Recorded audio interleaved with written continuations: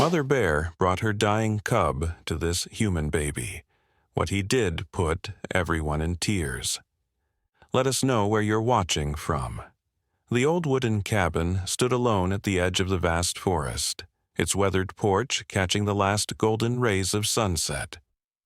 Inside, little Ethan Marshall played with his colorful blocks, his chubby hands stacking them high until they tumbled down, making him giggle.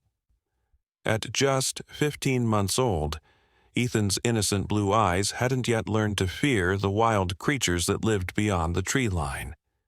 Michael and Savannah Marshall had moved to this remote cabin 6 months ago, seeking peace after years of living in the crowded city. They loved how their son could grow up surrounded by nature, even if it meant being miles away from their nearest neighbors. That evening, Michael had gone to chop more firewood while Savannah prepared dinner in the kitchen. The back door remained slightly open to let in the cool evening breeze, and through this opening, little Ethan had wandered onto the porch to play in the warm glow of the setting sun. Savannah called out to check on Ethan every few minutes. "Are you okay, sweetie?" Each time, his happy babbling assured her he was fine. But suddenly, the forest went quiet. The usual evening chorus of birds fell silent. The rustling of leaves stopped. Even the gentle breeze seemed to hold its breath. Ethan noticed it too. His tiny hands froze mid-air as he tilted his head, listening to the strange silence. Something moved at the edge of the trees, something large and dark. Most children would have cried out in fear, but Ethan simply watched with curious eyes as a massive mother bear emerged from the shadows. Her thick brown fur was matted with dirt and what looked like dried blood. Her powerful muscles trembled with each exhausted step. But what made the scene truly extraordinary was what she carried in her mouth. A tiny bear cub, limp and lifeless. The mother bear's eyes, filled with a pain that transcended species, locked onto little Ethan sitting on the porch. In that moment, something impossible to explain passed between them. A connection, a desperate plea, a mother's final hope. Instead of retreating back into the safety of the forest, the bear took another step toward the cabin, then another, and another. Savannah called from the kitchen, "Ethan, sweetie, what are you looking at?" But Ethan didn't answer. He was too fascinated by the approaching bear and her precious burden. The massive creature, who could easily crush him with a single swipe of her paw, moved with unexpected gentleness. When she reached the edge of the porch, just feet away from where Ethan sat, the mother bear did something extraordinary. She carefully laid her cub down on the ground before the human child. The tiny bear's chest barely moved, each shallow breath more faint than the last. The mother bear looked at Ethan, then at her dying cub, then back at Ethan again. A soft, mournful sound escaped her throat, not a growl, but a plea. Ethan's innocent eyes widened. He had no understanding of the impossible thing happening before him. He only saw a baby animal that looked soft and furry, like his stuffed toys. The mother bear nudged her cub closer to Ethan, her eyes never leaving the human child. The message was clear, even if it defied all natural laws. Help him. Please help my baby. Thunder rumbled in the distance as dark clouds gathered on the horizon. A storm was coming, but a different kind of storm was already unfolding on the porch of the Marshall cabin. A storm of nature breaking its own rules, of impossible understanding between species, of a mother's desperate last hope. What happened next would change the Marshall family forever. Savannah stepped onto the porch, wiping her hands on her apron. "Ethan, dinner is almost—" The words died in her throat as she saw the massive bear just feet away from her baby. Her body froze, her mind racing with terrible visions of her child being mauled. But something stopped her from screaming or running forward. The bear wasn't attacking. It was waiting. "Don't move. Michael's voice came in a harsh whisper from the side of the cabin. He had returned with an armload of firewood, which he now held like a shield. His knuckles turned white as he gripped the logs, ready to defend his family at any cost. The mother bear sensed their presence but didn't turn away from Ethan. Instead, she made that same mournful sound again, a deep, rumbling whimper that seemed to carry all the sorrow in the world.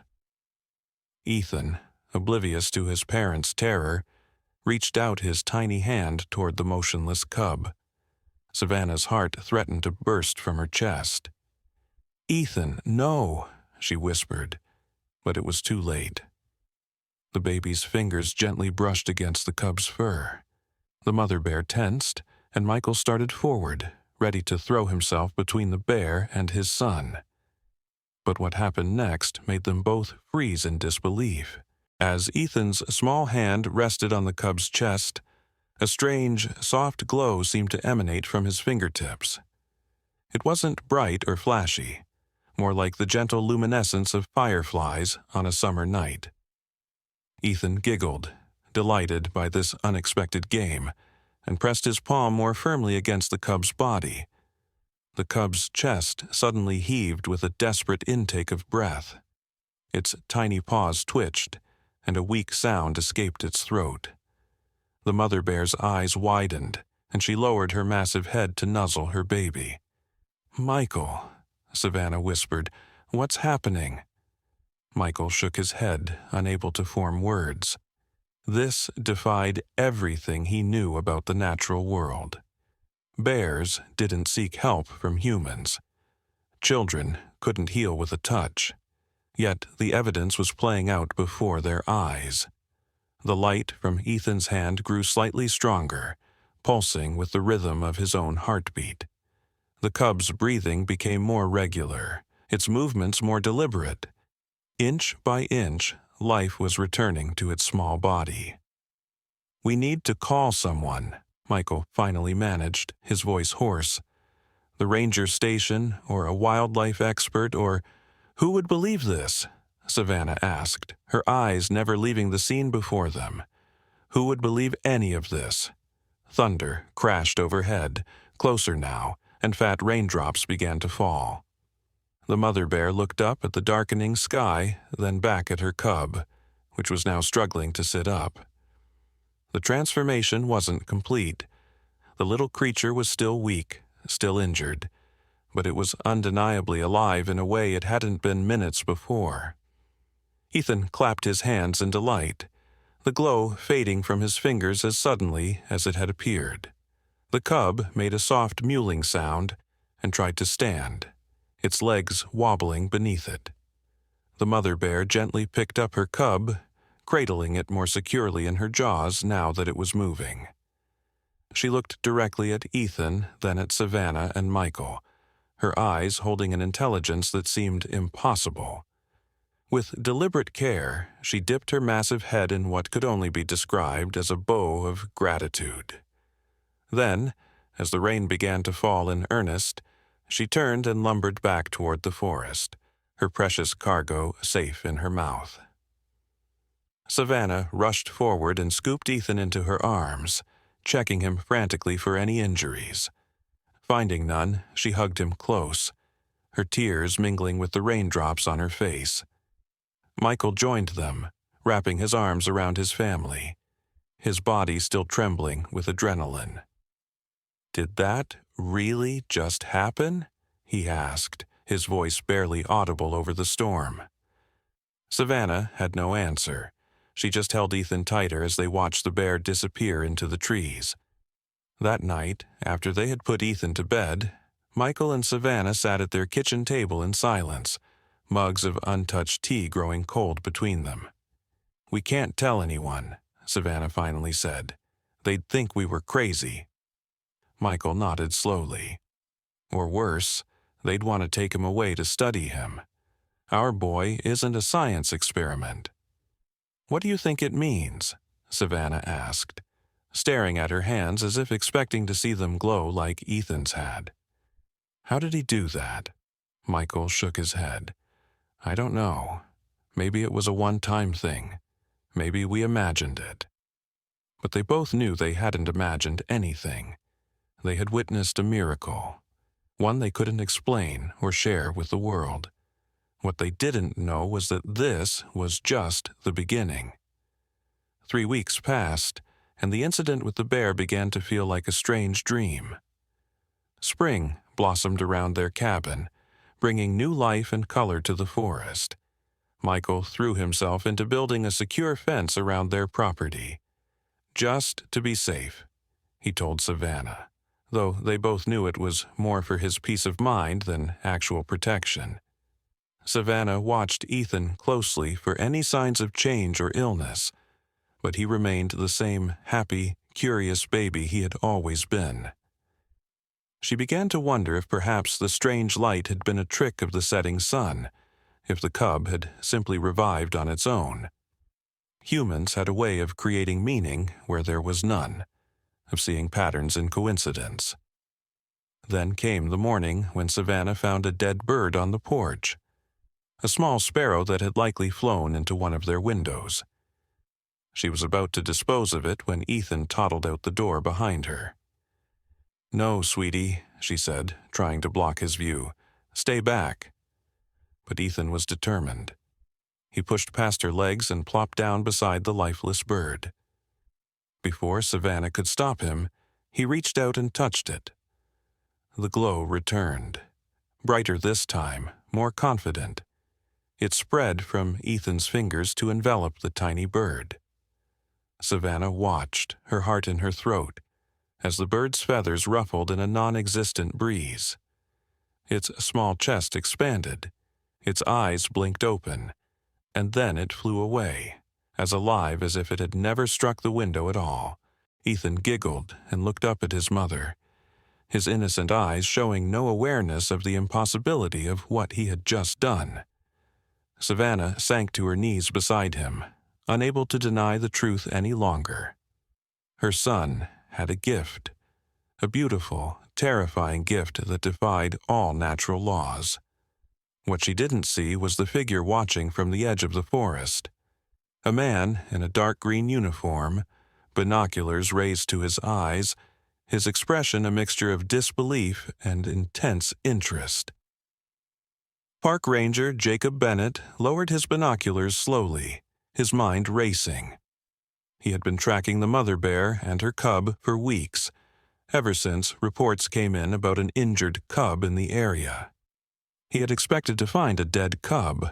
Bears with severe injuries rarely survived in the wild. Instead, he had found a miracle. The cub was not only alive but thriving, its injuries healed in ways that should have been impossible, and now he had seen something that explained everything, and nothing at all. Jacob reached for his radio, then stopped. Who would he call? What would he say? "I just saw a toddler resurrect a dead bird with glowing hands." They'd have him committed, but he knew what he had seen, and he knew he needed to learn more about the Marshall family and their extraordinary child. As he slipped back into the deeper forest, Jacob didn't notice the mother bear watching him from a nearby thicket, her intelligent eyes following his every move, her now healthy cub playing at her feet. She remembered the man-child who had saved her baby. She remembered the scent of the cabin and the humans who lived there. And she understood, in her way, that her cub wasn't the only one who needed protection. The storm that had been gathering on the horizon of the Marshalls' lives was about to break.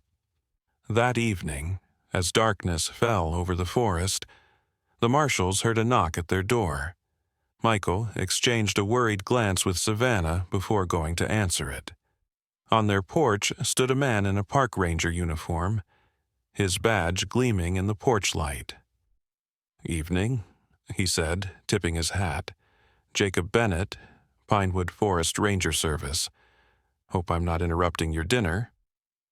Michael's grip tightened on the door. "Not at all. What can we do for you, Ranger Bennett?" Jacob's eyes scanned the interior of the cabin, searching for a glimpse of Ethan. Just doing some routine checks with residents along the forest border. We've had some unusual wildlife activity in the area. Mind if I come in for a minute?" Savannah appeared beside Michael, instinctively placing herself between the ranger and Ethan, who was playing in the living room. "What kind of unusual activity?" Jacob smiled, but the expression didn't reach his eyes. "A mother bear and her cub have been spotted nearby. The cub was reported to be severely injured about a month ago, but recent sightings show it's made a remarkable recovery. We're trying to understand how that happened." Michael and Savannah exchanged another look, this one filled with unspoken fear. Had someone seen what happened that day? "Well, we haven't seen any bears," Michael lied, hating the bitter taste the words left in his mouth. "But we'll be sure to keep our distance if we do." Jacob nodded slowly, his eyes finally landing on Ethan in the background. The child looked up and waved cheerfully, completely unaware of the tension in the room. "Cute kid," Jacob said. "How old?" 15 months, Savannah answered, her voice tight. "Does he like animals?" Jacob's question seemed innocent enough, but something in his tone made Michael's skin crawl. "He's a baby. He likes everything," Michael said, moving to close the door. "If there's nothing else, Ranger Bennett, we were just about to put him to bed." Jacob stepped back, his smile fixed in place. "Of course. Sorry to bother you. Here's my card if you do happen to see those bears, or anything else unusual." Michael took the card without looking at it and closed the door. Through the window, they watched Jacob return to his truck, but he didn't drive away immediately. He sat there, writing something in a notebook. "He knows," Savannah whispered. "Or at least he suspects." Michael pulled the curtains closed. "We need to be more careful. Maybe we should consider moving." "Where would we go?" Savannah asked, picking up Ethan and holding him close. "What if this is just the beginning? What if his abilities get stronger?" Michael had no answer for that. He just knew they needed to protect their son, not just from people who might want to exploit him, but from the weight of being different in a world that feared what it couldn't understand. Outside, in his truck, Jacob finally started the engine. He hadn't written anything in his notebook. That had just been an excuse to observe the family for a few moments longer. The tension in their responses, the protective way they'd positioned themselves, the lie about not seeing bears. They knew something. He pulled away from the cabin, his mind racing. In his 20 years as a ranger, he'd never seen anything like the healing of that bear cub. And now, after witnessing what the child had done with the bird that morning, he was faced with a reality that challenged everything he thought he knew about the natural world. Jacob had always been a man of science. He believed in what he could observe, measure, and document. But this was something else entirely. He reached for his phone, then hesitated. Who would he call? His supervisor, a scientist, the media? Each option seemed worse than the last. He needed more information before he did anything. Meanwhile, deep in the forest, the mother bear led her cub through the darkening woods, following a scent that didn't belong there. Human scent where no humans should be. She found 3 men setting up cameras on trees around a small clearing, their voices hushed but excited. "The ranger said the bear and cub should pass through here regularly," one man said. "If we can get footage of this miraculous recovery, it'll be worth a fortune." The mother bear watched from the shadows, a low growl building in her throat. These humans were different from the ones at the cabin. These humans felt wrong. Back at the cabin, Michael finished reinforcing the locks on all the doors and windows. It was probably an overreaction, but after Ranger Bennett's visit, he couldn't shake the feeling that they were being watched. Savannah sat in Ethan's room, watching him sleep, her heart heavy with questions. What would his life be like with this gift? Would he ever be able to live normally? Would others try to use him for their own purposes? She was so lost in thought that she almost missed the sound, a soft scraping at Ethan's window. Savannah froze, her eyes straining in the dim light of the nightlight. There, pressed against the glass, was a massive bear paw. Savannah's first instinct was to scream, to grab Ethan and run, but something stopped her. The paw wasn't scratching to get in, it was tapping, like a warning. She moved to the window, her heart pounding, and peered out into the darkness. The mother bear stood there, her intelligent eyes meeting Savannah's through the glass. Behind her, movement in the trees. Flashlights, human shapes. Somehow, Savannah understood. The bear had come to warn them.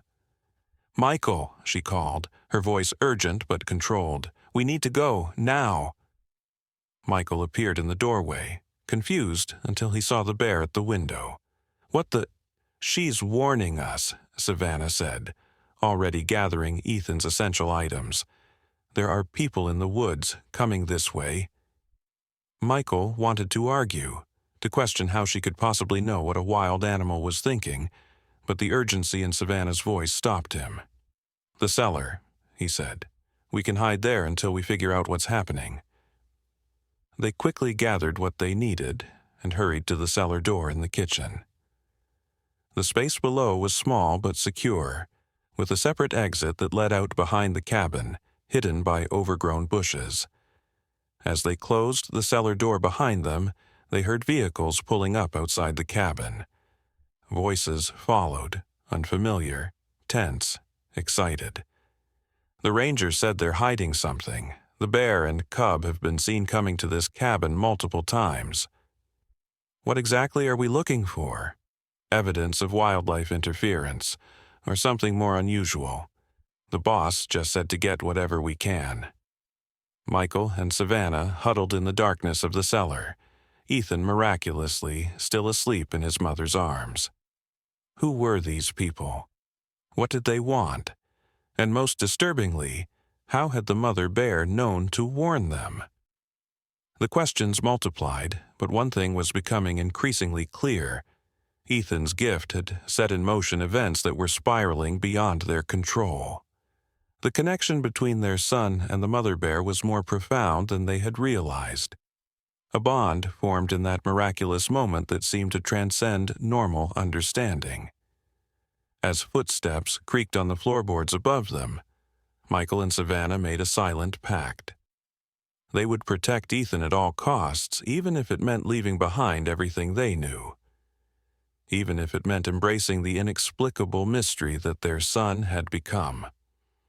Outside, hidden in the shadows of the forest edge, the mother bear watched as strangers invaded the cabin where the man-child had saved her cub. She understood danger in a way these humans never could, not as a concept but as a scent, a feeling that prickled her fur and quickened her heart. And right now, every instinct told her that the man-child was in danger. She retreated deeper into the forest, her cub following closely. Their paths had crossed with the human families in a way that defied nature's usual boundaries. Now their fates seemed intertwined in ways even she couldn't fully comprehend. In the cellar, Ethan finally stirred, opening his sleepy eyes in the darkness. He reached up and touched his mother's face, and for just a moment his fingertips glowed with that same soft light. Savannah gasped as a sense of calm washed over her, pushing back the fear that had threatened to overwhelm her. "It's going to be okay," she whispered to Michael, suddenly certain of it despite all evidence to the contrary. "We're going to be okay." Michael looked at his wife and son, illuminated by that gentle, impossible light, and found himself believing her. Whatever came next, they would face it together, and somehow, against all odds, they would find their way through. What they didn't yet realize was that the miracle of that evening on the porch had set in motion changes that went far beyond their small family. changes that would ripple through the forest, the town, and eventually the world. Because in a time when humanity had grown disconnected from nature, a single child had bridged that gap with a touch that defied explanation. And the mother bear, retreating into the heart of the forest with her healed cub, carried with her a new understanding of the world, one where boundaries blurred, where compassion could transcend species, and where a human child could bring life back from the brink of death with nothing but the innocent love in his heart. The search inside the cabin grew more frustrated as the intruders found nothing unusual. Outside, Ranger Bennett arrived, his face tight with concern when he saw the unauthorized vehicles. "What's going on here?" he demanded, his ranger authority evident in his voice. "This is a private residence. You have no right to be here." The men exchanged nervous glances. Their orders had come from someone higher up in Bennett's own organization, but they hadn't expected him to show up. "Just following orders, sir," one said. "We were told to investigate unusual wildlife activity centered around this cabin." Jacob's eyes narrowed. He had shared his observations with his supervisor, Dr. Lily Morgan, but he had never authorized a raid. Who gave those orders? Because I'm the primary ranger for this sector, and I didn't. The uncomfortable silence that followed told Jacob everything he needed to know. This wasn't an official operation, at least not one that had gone through proper channels. Someone was interested enough in his report to take extreme measures, but not interested enough to follow protocol. "Get out," he ordered. "Now, before I call in a real wildlife enforcement team." The men grudgingly complied, shooting dark looks at Jacob as they retreated to their vehicles. As they drove away, Jacob stood in the yard, looking at the silent cabin. The marshal's car was still there, but no lights were on inside. Where were they? Jacob approached the cabin cautiously, calling out as he climbed the porch steps. "Mr. and Mrs. Marshall, it's Ranger Bennett. The intruders are gone. Are you all right?" No response came from inside. Jacob tried the door and found it unlocked. The intruders doing, no doubt. He hesitated, then stepped inside, his hand on his flashlight. "Hello? Anyone home?" The cabin was empty, showing signs of a hasty departure. Drawers left open, a child's blanket dropped on the floor, a half-eaten meal still on the table. Jacob felt a chill run down his spine. Had the marshals fled? Or had something worse happened? He was about to check the bedrooms when he heard a faint sound from beneath his feet. A muffled cough, quickly hushed. Jacob looked down at the floor, noticing for the first time the outline of a trap door, partially hidden under a kitchen rug. "Mr. Marshall, Mrs. Marshall, it's safe to come out. The men are gone." After a long moment, the trap door creaked open a few inches, and Michael's wary face appeared in the gap. "Ranger Bennett? Are you alone?" "Yes, I sent them away. They had no right to be here." Jacob stepped back to give them space. "What's going on? Why was a wildlife investigation team searching your home?" The trap door opened fully, and Michael emerged, followed by Savannah carrying a drowsy Ethan. Their faces were pale with fear and uncertainty. "We don't know," Savannah said, her voice trembling slightly. We heard them coming and hid." Jacob looked at the child in her arms, remembering what he had seen that morning. He had a choice to make. Push for answers now, or earn their trust first. "Listen," he said, deciding on the latter. "Something strange is happening, and I think we all know more than we're saying. But right now, what matters is your safety. Those men might come back with reinforcements." Michael straightened, his protective instincts overriding his fear. "Who were they?" "You said a wildlife investigation team, but they didn't identify themselves." Jacob ran a hand through his hair. They claim to be acting on orders from my department, but this wasn't authorized through proper channels. Someone's taking a personal interest in whatever's happening here." His eyes drifted to Ethan, who was now fully awake and watching him with curious eyes, the same eyes that had glowed with impossible light as they brought a bird back to life. Savannah caught the look and held Ethan closer. "What do you want from us?" "The truth," Jacob said simply. "But more importantly, I want to help. Whatever's happening with your son and that bear family, it's remarkable and potentially dangerous, not just for you, but for Ethan." Michael and Savannah exchanged a look. Years of marriage allowing them to communicate without words. Finally, Michael sighed. "You wouldn't believe us if we told you." Jacob thought about the mother bear bringing her dying cub to a human child, about the bird rising from death under a toddler's touch, about the impossible intelligence in the bear's eyes. "Try me," he said. And so, sitting at their kitchen table as the night deepened around them, the marshals told Jacob everything, about the dying cub, about Ethan's glowing touch, about the bird that morning, about their fear of what might happen if the world discovered what their son could do. Jacob listened without interrupting, his ranger's training helping him maintain a neutral expression, despite the extraordinary tale. When they finished, silence filled the room, broken only by Ethan's occasional babbling as he played with his blocks on the floor. "You think I'm crazy," Savannah finally said. Jacob shook his head slowly. "Number." "Because I saw it too, this morning, with the bird." He hesitated, then added, "And I've been tracking that mother bear and her cub. The cub should be dead. Its injuries were too severe. Instead, it's thriving. I couldn't explain it until now." Relief washed over the marshals' faces at being believed, but it was quickly replaced by renewed fear. "Who else knows?" Michael asked. "My supervisor, Dr. Lily Morgan. I reported the unusual recovery of the cub, but not what I saw with Ethan and the bird. That was too incredible to put in an official report." Jacob leaned forward. "But someone connected the dots anyway. Those men tonight, that wasn't a standard operation." "What do we do?" Savannah asked, her voice small.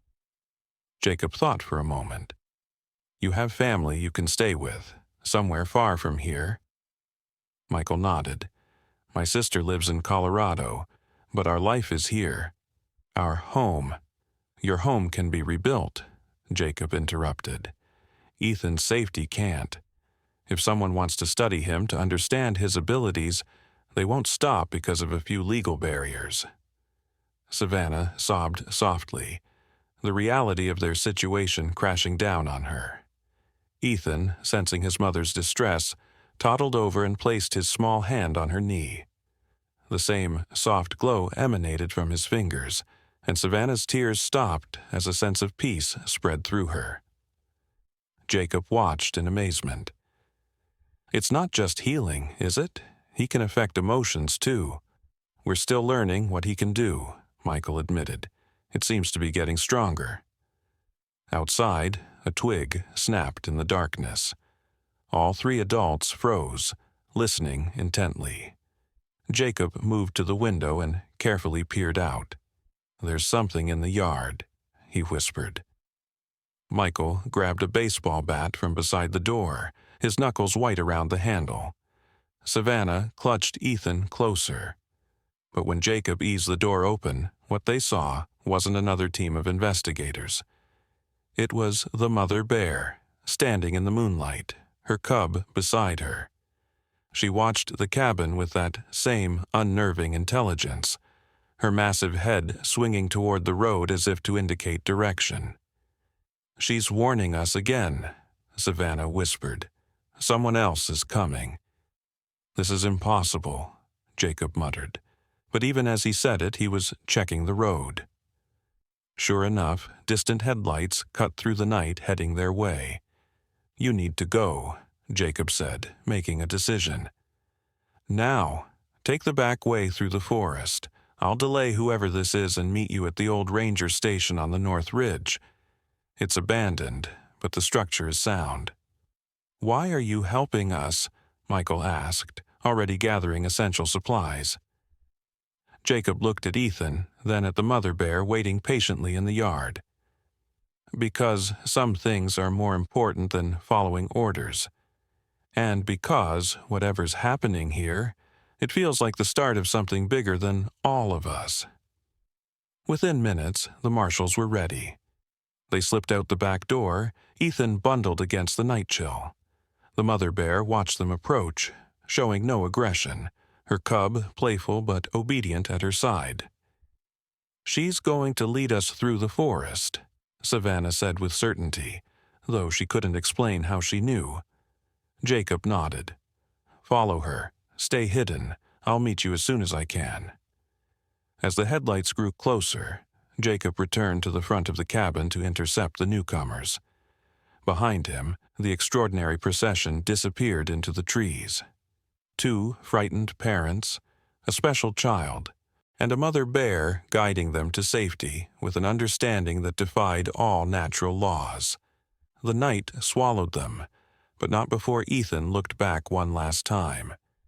His small hand glowed briefly in the darkness, a farewell to the home he had known, and a beacon of the astonishing journey that lay ahead. Dr. Lily Morgan stepped out of her vehicle, her face tight with controlled excitement. 2 men in dark suits flanked her, their expressions unreadable. "Jacob," she greeted him. "I see you've already paid the marshals a visit. Where are they?" Jacob crossed his arms. "Gone. Your unauthorized team spooked them." "What were you thinking, Lily? That's not how we operate." Dr. Morgan's smile didn't reach her eyes. "This goes beyond normal protocol, Jacob. That bear cub's recovery was medically impossible. The tissue samples we gathered from the forest floor where it was injured showed mortal wounds. No animal recovers from that kind of trauma. So, you sent a team to harass a family based on what? A hunch?" Jacob kept his expression neutral, giving nothing away. "Based on your own reports," Dr. Morgan countered. "You said the bears had been seen near this cabin multiple times. You noted the family's unusual behavior when you mentioned the bears. We're not fools, Jacob." She moved toward the cabin, but Jacob blocked her path. "They're gone, Lily, and they're not coming back." Dr. Morgan studied his face, her scientific mind analyzing his every micro-expression. "You know something. Something you didn't put in your reports." Jacob didn't flinch. "I know that we're supposed to protect the wildlife and the people in this forest, not terrorize families in the middle of the night." The standoff lasted several tense seconds before Dr. Morgan sighed. "Fine, but this isn't over. Whatever's happening here is unprecedented. If that family knows something about wildlife that can recover from fatal injuries, we need that knowledge." "Maybe some knowledge isn't meant to be dissected in a lab," Jacob replied. As Dr. Morgan and her team reluctantly departed, Jacob gazed into the dark forest. The marshals were on their own until he could join them, guided only by an animal that should, by all rights, be their natural enemy. Yet somehow, he knew they were safer with that mother bear than they would be in a world that wanted to study and understand Ethan's gift. Deep in the forest, Michael and Savannah followed the lumbering form of the mother bear, their fear gradually giving way to a stunned acceptance of their new reality. Ethan, far from being frightened, seemed delighted by the adventure, occasionally reaching toward the bear cub that trotted alongside its mother. "How is this possible?" Michael whispered as they navigated a particularly dense thicket. "How does she know where to take us?" Savannah had no answer that made logical sense. She only knew that when Ethan had touched the dying cub, something fundamental had changed. not just for the cub but for all of them. A connection had formed that transcended normal understanding. The mother bear led them unerringly through the forest, choosing paths that were navigable for humans while avoiding open areas where they might be spotted. Whenever they needed to rest, she waited patiently. When Ethan grew fussy, the cub would perform playful antics that delighted him back into contentment. By dawn, they reached the abandoned ranger station, a small, sturdy cabin nestled against a cliff face, hidden from casual observation by the surrounding trees. The mother bear stopped at the edge of the small clearing, watching as the humans approached the structure. Exhausted, but finally safe, at least for the moment, Savannah turned to thank their unlikely guide. The words felt inadequate for what this creature had done for them, but she spoke them anyway, her voice thick with emotion. "Thank you for everything." The mother bear regarded her with those intelligent eyes, then dipped her massive head in that same bow-like gesture from weeks ago. With a soft chuff to her cub, she turned and disappeared into the forest, leaving the humans alone with the rising sun and the uncertain future that awaited them. Inside the ranger station, as Michael worked to make the place habitable, Savannah sat with Ethan in her lap, watching the morning light filter through the trees. "What happens now?" she asked quietly.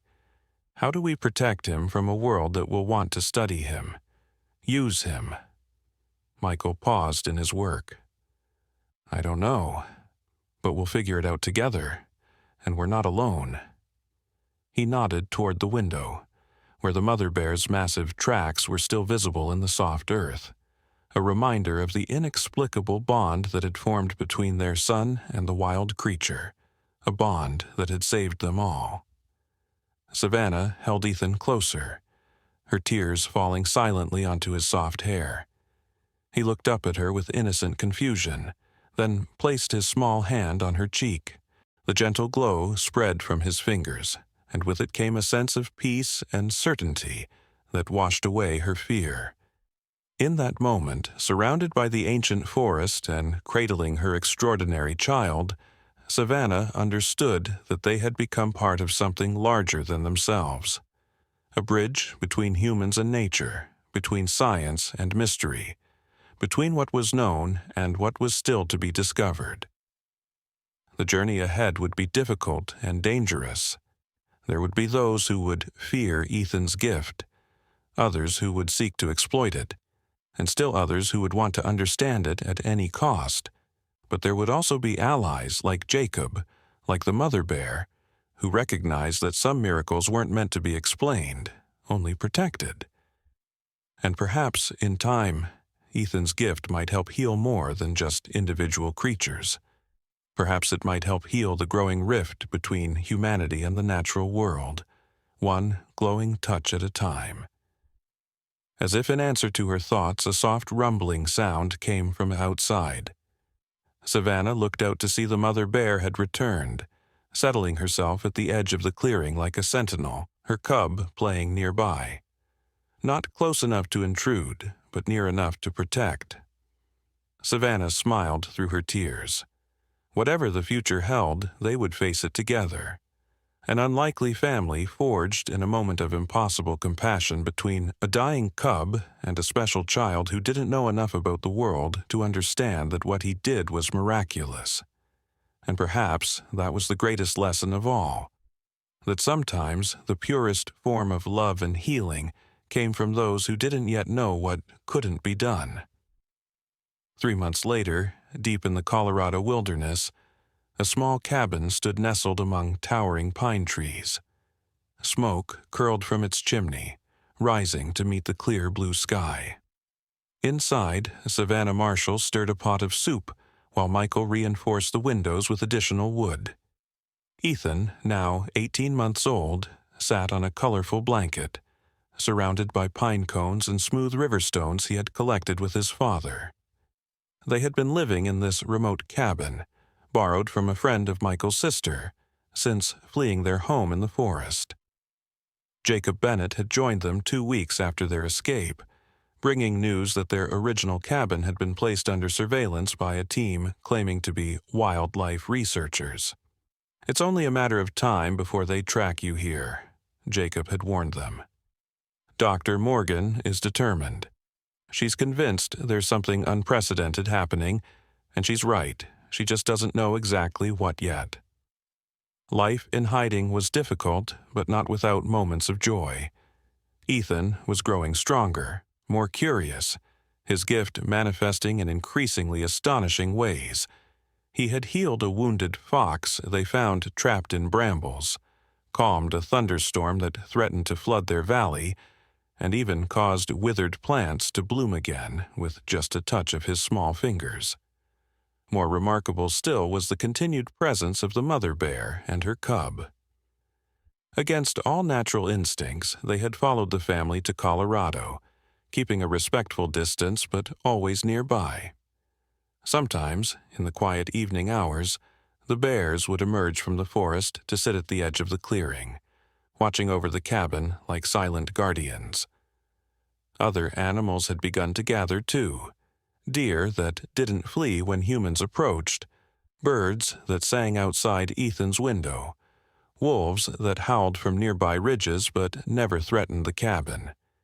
It was as if the entire natural world had recognized something special in the child and responded accordingly. "It's like something from a fairy tale," Savannah had whispered to Michael one night as they watched a family of rabbits hopping fearlessly across their yard while the mother bear dozed nearby. But fairy tales often had darker elements lurking beneath their magical surface, and the marshal's story was no exception. That morning, as Savannah stirred the soup, a sharp knock at the door made her freeze. They weren't expecting visitors.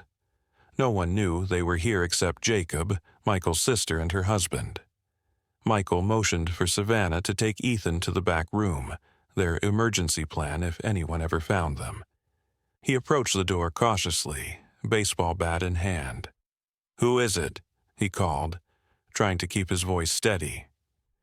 "Ranger Jacob Bennett," came the familiar voice, "and someone else, someone you need to meet." Michael cracked the door open, relief washing over him at the sight of Jacob's trusted face.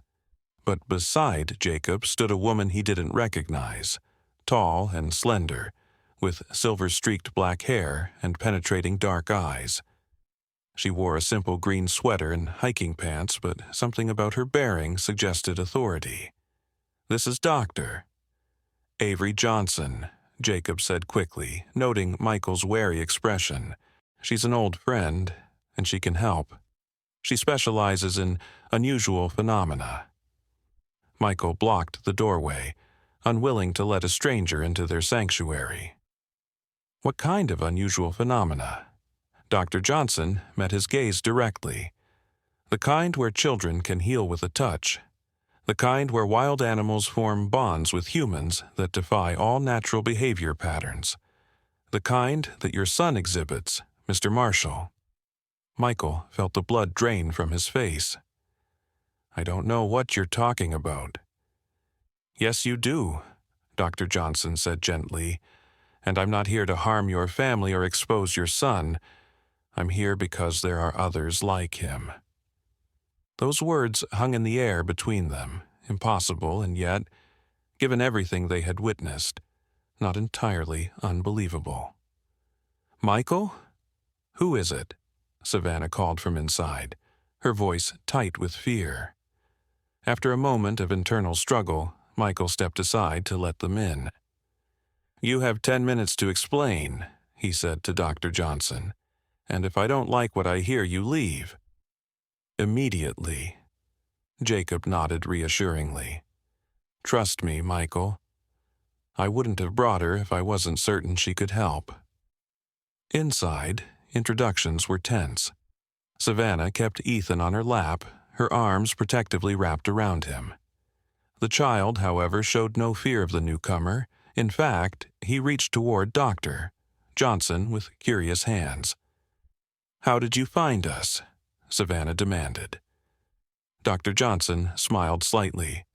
I didn't, not exactly. I found the pattern: unusual wildlife behavior, unexplained recoveries of injured animals, weather anomalies concentrated in specific areas.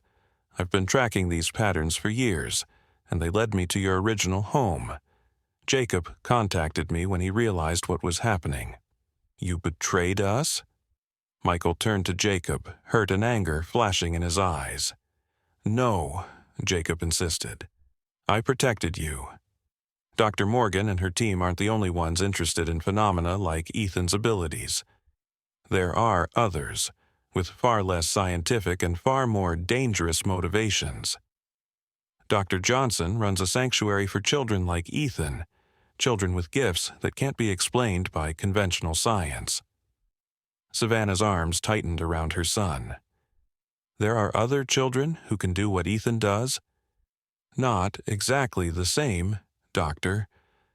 Johnson explained. Each child's abilities manifest differently. Some heal, like Ethan. Others communicate with animals, or influence weather patterns, or accelerate plant growth. But they all share a connection to the natural world that transcends normal human limitations.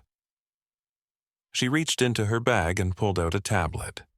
On the screen was a photograph of a beautiful mountain compound, a cluster of cabins surrounding a central lodge nestled in a verdant valley.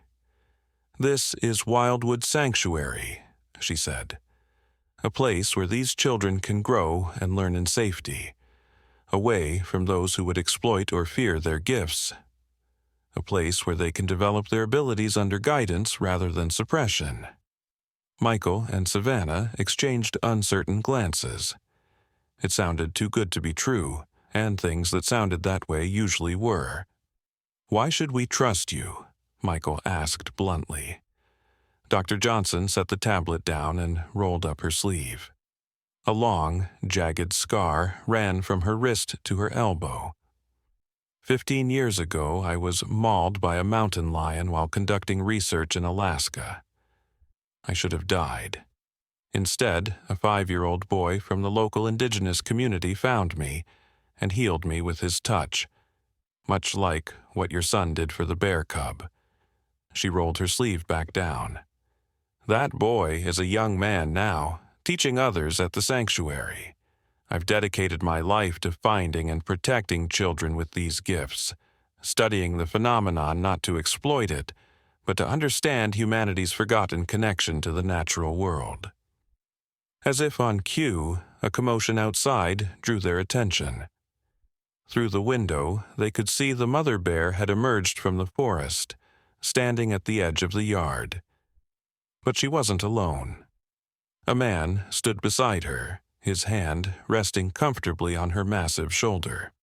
That's Connor, Dr. Johnson said, one of our older students. His gift is animal communication. Savannah gasped. The sight of a man standing so comfortably beside the enormous bear, the same bear that had been their protector for months, was astonishing. Connor approached the cabin, the bear following like an oversized dog. He was young, perhaps in his early 20s, with kind eyes and an easy smile.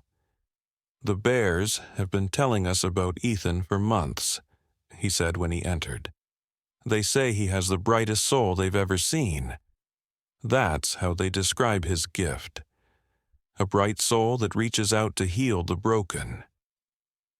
Ethan squirmed in Savannah's lap, reaching eagerly toward Connor and the bear waiting outside.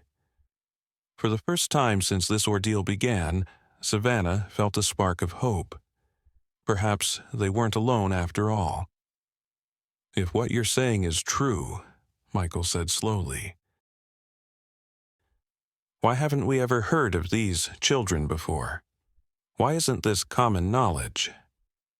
For the same reason you've been hiding, Dr. Johnson replied. Fear. Throughout history, those with unexplainable gifts have been either worshipped or persecuted. In the modern age, they would be studied, dissected, their abilities weaponized or commercialized. We maintain our secrecy not out of shame but out of necessity. She looked directly at Ethan, her expression softening. But things are changing. The Earth is fighting back against centuries of abuse and exploitation. These children, your son included, represent something profound. Nature's attempt to reconnect with humanity before it's too late. Outside, the mother bear huffed softly, nudging Connor as if in agreement. "We need to leave soon," Connor said. "Dr. Morgan's team has tracked the unusual wildlife activity to this region. They're less than a day behind us." The mention of Dr. Morgan sent a chill through the room. Jacob had told them how obsessed she had become with finding an explanation for the bear cub's miraculous recovery, how she had dedicated significant resources to tracking down the Marshall family. "What would happen at this sanctuary?" Savannah asked, her voice barely above a whisper. "Ethan would be safe," Dr. Johnson assured her. "He would grow up with other children who share similar gifts. He would learn to control and understand his abilities rather than fear them. And most importantly, he would be protected from those who would exploit him."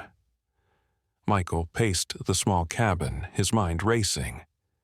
"And we would stay with him?" "Of course. We're not separating families. In fact, family support is crucial for these children. The sanctuary is home to dozens of families, all living in harmony, all sharing the common goal of protecting their extraordinary children." Savannah looked down at Ethan, who was watching the conversation with unusual attentiveness for his age. As if sensing her turmoil, he placed his small hand on her cheek. The familiar glow spread from his fingers, and with it came a sense of certainty. "He wants to go," she said softly. "He understands somehow." Michael knelt beside them, his own hand covering Ethan's. "Are you sure?" Savannah nodded, tears glistening in her eyes. "I don't think we have a choice. Not really. He deserves to be somewhere where his gift is understood, where he can learn without fear. Somewhere he won't have to hide what makes him special." The decision made, they packed quickly: clothes, photos, Ethan's favorite toys. The life they had built here had always been temporary, a way station on a journey whose destination they couldn't yet see. Now, at least, they had a direction. As they loaded their few belongings into Jacob's truck and Dr. Johnson's SUV, the mother bear and her cub watched from the tree line. Connor approached them, seemed to communicate silently for a moment, then returned to the group. "They're coming with us," he said simply. "The bears?" Michael asked, incredulous. Connor nodded. "They've appointed themselves Ethan's guardians. It's unprecedented. Usually, wild animals maintain their distance, even from those of us who can communicate with them. But these two have formed a bond with your son that goes beyond anything I've seen before." And so, as they pulled away from the cabin, the most unusual caravan made its way through the Colorado wilderness. 2 vehicles carrying a family whose lives had been forever changed by a miracle, followed at a distance by a mother bear and her cub, determined to protect the child who had once saved one of their own. What awaited them at Wildwood Sanctuary none could say for certain. But as the mountains rose around them and the setting sun painted the sky in hues of orange and pink, Savannah felt something she hadn't experienced in months: hope. In the back seat beside her, Ethan slept peacefully, his small hand still glowing faintly in the gathering darkness, a reminder of the extraordinary gift that had set them on this journey and the uncertain future that lay ahead. What none of them realized was that Dr. Lily Morgan was much closer than Connor had thought. Her team had installed a tracking device on Jacob's truck during one of his supply runs, and now, in a black SUV several miles behind them, she watched a blinking dot move across her tablet screen. "Finally," she murmured, "after all these months." The man beside her, a government official whose agency had no name on any public record, studied the terrain map with calculated interest. And you're certain this child can do what you claim? The evidence is compelling, Dr. Morgan replied.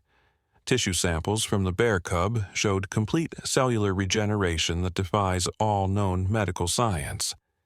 If we can understand how the child does it, then we can replicate it, the man finished. Imagine the applications.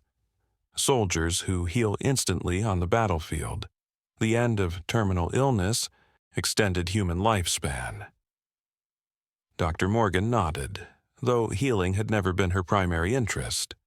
For her, it was about understanding, pushing the boundaries of scientific knowledge, regardless of the cost. The fact that her research might lead to applications that would interest her government, sponsors, was merely a convenient alignment of goals.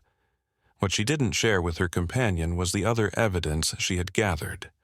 Reports of weather anomalies, plant growth acceleration, and, most intriguingly, the unprecedented behavior of wildlife in proximity to the martial child. These suggested abilities far beyond healing, abilities that, if harnessed, could revolutionize humanity's relationship with the natural world, or weaponize it. As darkness fell over the mountain roads, two forces converged on a collision course: those who sought to protect Ethan Marshall and nurture his extraordinary gift, and those who sought to study and ultimately control it. And caught in the middle was a child too young to understand the power he possessed, or the lengths to which both sides would go to claim it. The mother bear, sensing danger even from miles behind, increased her pace through the forest running parallel to the road. Her cub struggled to keep up, but instinct drove them both forward, the powerful, unexplainable instinct to protect the human child who had formed a bridge between their worlds. In the SUV, Ethan woke suddenly, his eyes wide in the darkness. He pressed his small hand against the window, and it began to glow with an intensity Savannah had never seen before, bright enough to illuminate the entire vehicle. "Ethan, what is it?" she asked, alarmed by the change. Before he could respond, in his limited toddler vocabulary, a massive form burst from the forest ahead. The mother bear, standing in the middle of the road, forcing their small convoy to a halt. Her posture wasn't threatening, it was warning. Dr. Johnson braked sharply, narrowly avoiding the animal. "What's happening?" Connor leaped from the passenger seat and approached the bear, his eyes closed in concentration as he communicated with her. "We're being followed," he announced when he returned. "Someone placed a tracker on Jacob's truck." Jacob cursed, immediately searching the undercarriage of his vehicle while Michael and Savannah clutched each other in fear. "Here," Jacob said, pulling off a small magnetic device. "Military grade, not something wildlife researchers would typically use." Dr. Johnson's expression darkened. "This isn't just Dr. Morgan anymore. She's brought in government support." "What do we do?" Savannah asked, holding Ethan close. His hand continued to glow, casting eerie shadows across their worried faces. "We split up, Doctor," Johnson decided. "Connor and I will take Ethan and Savannah in my vehicle. Michael and Jacob continue in the truck. It's what they're tracking. Lead them away from us while we take an alternate route to the sanctuary." Michael shook his head immediately. "I'm not separating from my family." "It's the only way to ensure Ethan's safety," Dr. Johnson insisted. "They expect us to stay together. The truck is their focus." Savannah looked between her husband and her son, torn between keeping their family together and protecting Ethan at all costs. "Michael," she said softly, "she's right. We need to do whatever it takes to keep him safe." The pain in Michael's eyes was unbearable, but he nodded reluctantly. "How will I find you?" "Connor knows the way," Dr. Johnson assured him. "Once you've led them far enough off track, abandon the truck and make your way to these coordinates." She handed him a slip of paper. "Memorize them, then destroy this." With time running short, the party moved quickly. The tracker was attached to a passing logging truck, buying them precious minutes. Savannah and Ethan transferred to Dr. Johnson's SUV with their essential belongings, while Michael prepared to leave with Jacob in the truck. The goodbye was brief but agonizing. Michael held his son close, breathing in his scent, memorizing the feel of his small body in his arms. "I'll find you," he promised. "No matter what happens, I'll find you." Savannah's tears fell freely as she embraced her husband. "Be careful. Please be careful." 3 days, Michael said. "If I'm not at the sanctuary in 3 days, don't wait for me. Keep Ethan safe." As the two vehicles prepared to depart in opposite directions, the mother bear made her choice. With a soft huff to her cub, she moved to follow Dr. Johnson's SUV, choosing to stay with Ethan rather than follow Michael. The cub, now nearly half-grown, loped alongside her, their powerful bodies moving with surprising grace through the mountain terrain. Miles behind them, Dr. Morgan frowned at her tablet as the blinking dot suddenly increased speed and changed direction. "Something's wrong," she muttered. "They've discovered the tracker." Her companion reached for his satellite phone. "I'll call in air support. They won't escape us this time." As the night deepened around them, the two vehicles disappeared into the darkness, carrying with them the fractured pieces of a family caught in an extraordinary circumstance. A family whose love for each other was matched only by the inexplicable power of their young son's gift. And somewhere between them, moving silently through the forest, 2 bears followed a calling stronger than their wild nature. The need to protect a child who had bridged the ancient divide between humans and the natural world. A child whose innocent touch had awakened something long dormant in the heart of the wilderness. The journey to Wildwood Sanctuary had begun, but the true test of Ethan's gift and its implications for the world was only just beginning. The road ahead of Dr. Johnson's SUV twisted through the mountains like a river of darkness, illuminated only by the vehicle's headlights and the faint glow still emanating from Ethan's small hand. Savannah held him close in the back seat, humming softly to keep him calm despite the tension that filled the air. "How much farther?" she asked, peering through the window at the endless forest surrounding them. "Another 3 hours," Connor replied from the passenger seat. "But we'll need to abandon the vehicle soon. They'll have reported the license plate by now." Dr. Johnson nodded grimly. "There's an old fire road about 10 miles ahead. We'll take that as far as we can, then continue on foot." "On foot?" Savannah echoed, looking down at Ethan in dismay. "He's too young to hike through mountains in the dark." "We won't be alone," Connor assured her, gesturing toward the tree line where occasional glimpses of the mother bear could be seen keeping pace with the vehicle. "She can carry him if necessary." The idea of entrusting her child to a wild animal, even one that had already proven its dedication to protecting Ethan, sent a shiver through Savannah. But these were extraordinary circumstances, and extraordinary measures might be necessary. Meanwhile, miles away, Michael and Jacob sped in the opposite direction, the truck's engine straining as they climbed higher into the mountains. "We need to make them think we still have Ethan," Jacob said, checking the rearview mirror for signs of pursuit. "The longer we can keep them focused on us, the better chance Savannah and Ethan have of reaching the sanctuary." Michael nodded, his knuckles white on the dashboard as the truck navigated a particularly sharp curve. "What happens when they catch up and realize Ethan isn't with us?" Jacob's grim expression was answer enough. The people pursuing them wouldn't react well to being deceived. "We'll deal with that when it happens," he said finally. "For now, we focus on buying time." Above them, the distinctive sound of helicopter rotors cut through the night. A powerful spotlight swept the road ahead, illuminating the truck in harsh white light. "So much for buying time," Michael muttered. Jacob accelerated, but they both knew it was futile. The helicopter could easily track their movement from above, directing ground units to their location. "New plan," Jacob said, making a sudden turn onto a narrow dirt road. "We ditch the truck and disappear into the forest. I know these mountains, they don't." The helicopter spotlight followed them for a moment, then swept back to the main road, apparently confused by their sudden turn.